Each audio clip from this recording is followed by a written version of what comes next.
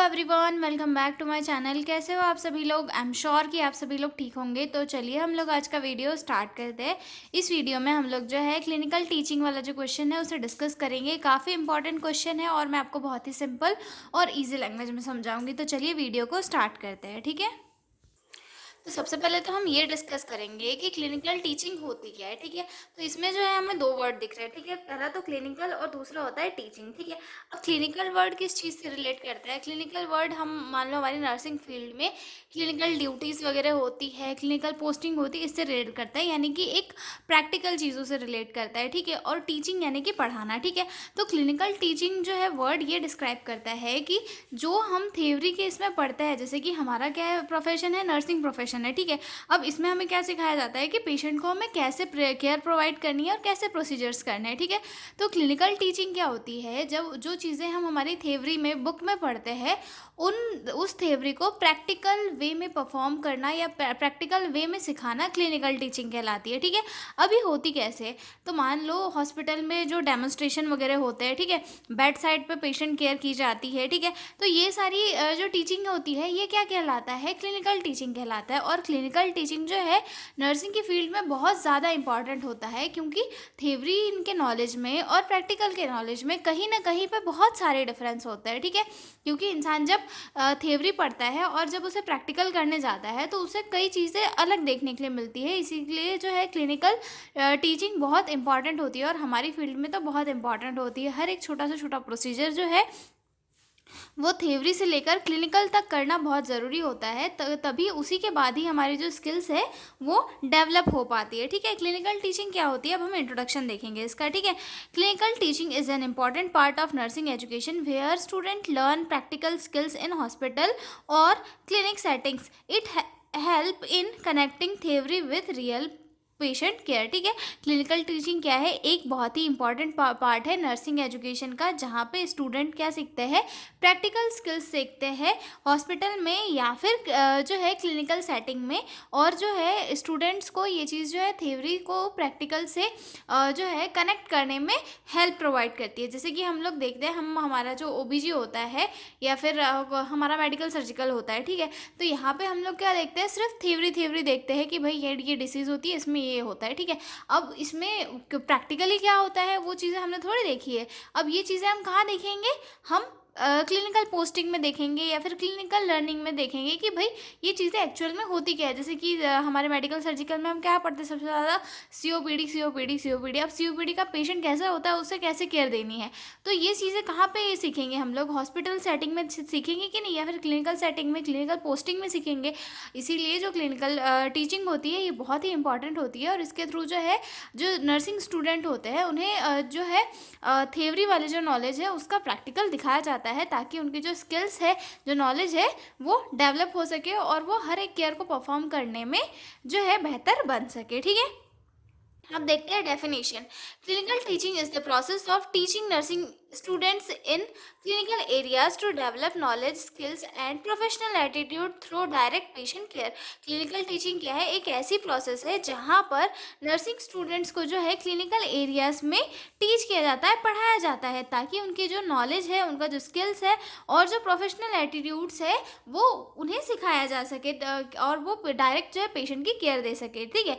अब professional attitude से क्या समझ रहे हो आप लोग? प्रोफेशनल एटीट्यूड यानी कि जो नर्सिंग स्टूडेंट है जब वो किसी हॉस्पिटल में जाएंगे तब उन्हें कैसे ग्रीट करना है सीनियर स्टाफ को, कैसे ड्यूटी लेना है, कैसे जो है वो अपने डॉक्टर्स राउंड पे आएंगे तब उन्हें कैसे जाना है, ठीक है।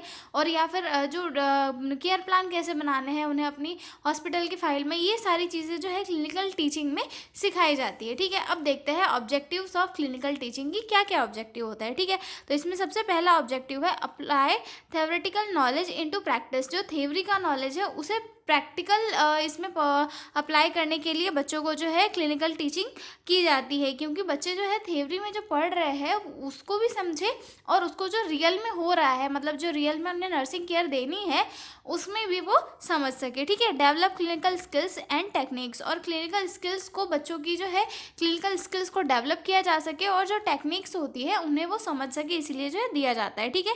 To improve critical thinking and decision making.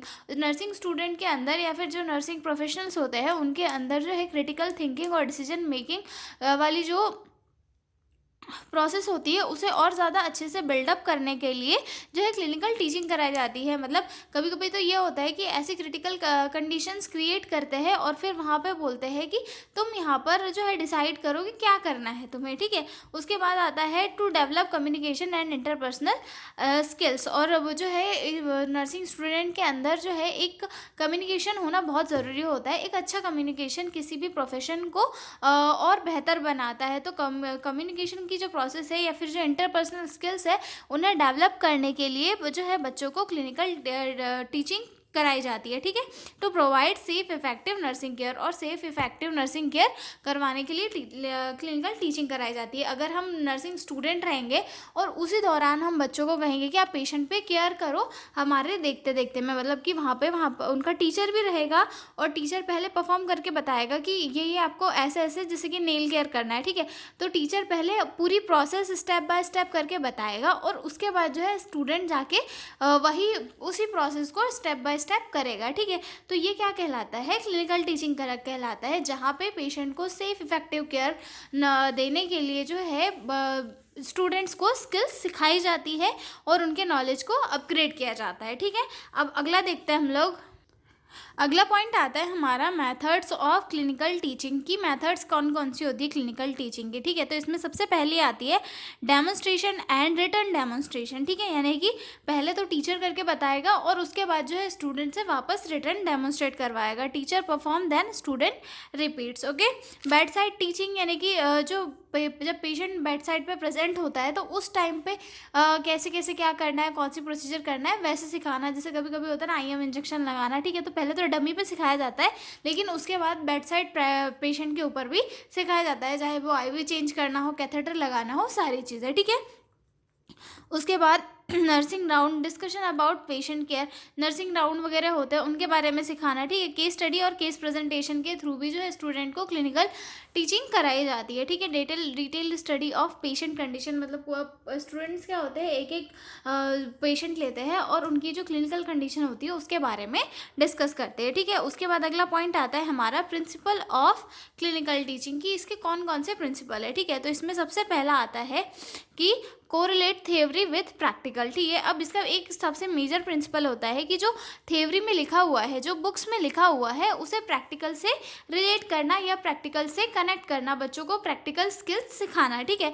दूसरा आता है provide individual guidance and supervision, और इसमें क्या होता है हर एक स्टूडेंट को इंडिविजुअल गाइडेंस और सुपरवाइज किया जाता है। मतलब जो एक टीचर रहता है वो ऐसा नहीं कि पूरी क्लास को इकट्ठे प्रोसीजर करा रहा है, ऐसा नहीं होता है। टीचर हर एक जो पर्सन होता है, हर एक जो स्टूडेंट होता है, उन्हें इंडिविजुअल उनकी प्रोसीजर्स को देखता है और उनकी जो भी गलतियां होती है उसके लिए उन्हें गाइड करता है और सुपरवाइज करता है, ठीक है।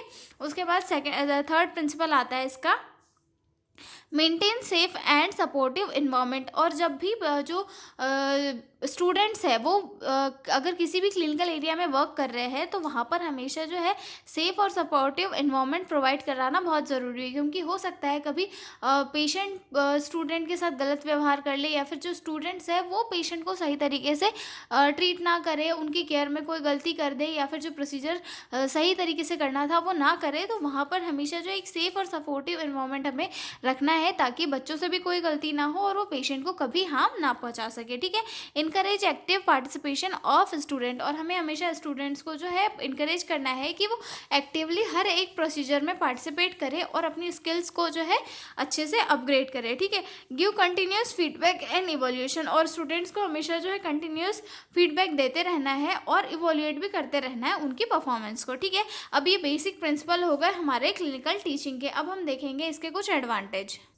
तो इसके एडवांटेज तो बहुत सारे होते हैं। तो इसमें सबसे पहला आता है hand on skill, develop hand on skill, मतलब कि जो स्टूडेंट्स होते हैं जब उनके हाथ में पेशेंट आता है वो पेशेंट की केयर करते हैं तो उनकी जो स्किल्स है वो डेवलप होती है, ठीक है। इंक्रीज कॉन्फिडेंस, स्टूडेंट्स के अंदर कॉन्फिडेंस बिल्डअप होता है।